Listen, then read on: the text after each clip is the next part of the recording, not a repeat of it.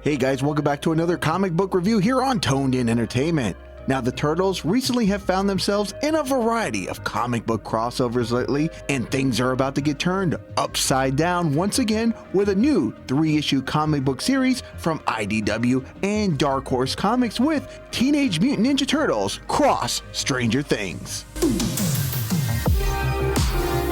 Now, one of the first things that caught my attention here is that all the Turtles are wearing red masks, and as someone who has grown up with the Turtles wearing their multicolor masks in the cartoons, it was a bit distracting. But the story here in this series does take place in 1985, so it does make sense. The story here has Mike, Lucas, Dustin, Will, Max, and Elle arriving in New York City in need of taking some time off from being heroes and looking forward to possibly a little chill time while taking in some sights that the Big Apple has to offer. However, for our heroes from Hawkins, Indiana, things are about to get rotten as they find themselves down in the sewers with a different yet somewhat familiar enemy, which Dustin will label them as Demo Mousers. Now, our crew of 6 here from Hawkins are definitely used to some weird stuff, and coming across 4 turtles who are ninjas and their talking rat father who all live in the sewer will be weird even for them. While most of the first issue has the humans from Indiana and the local mutants trying to figure out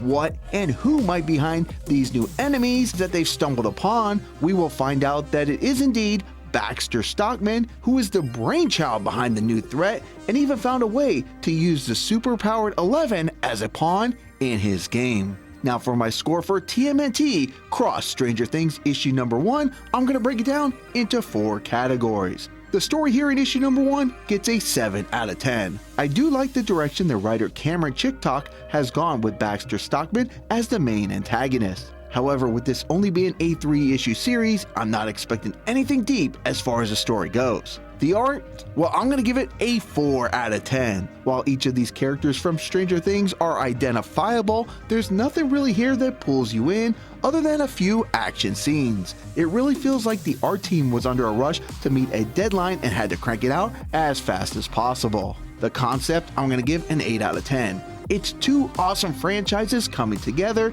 That alone is enough reason to at least check out the first issue. The fun factor, I'm going to give it a 7 out of 10. There was enough to keep me entertained throughout issue number 1 to come back for a second issue. And here in issue number 1, it's at its best when these 2 franchises from 2 different worlds come together and are interacting with one another.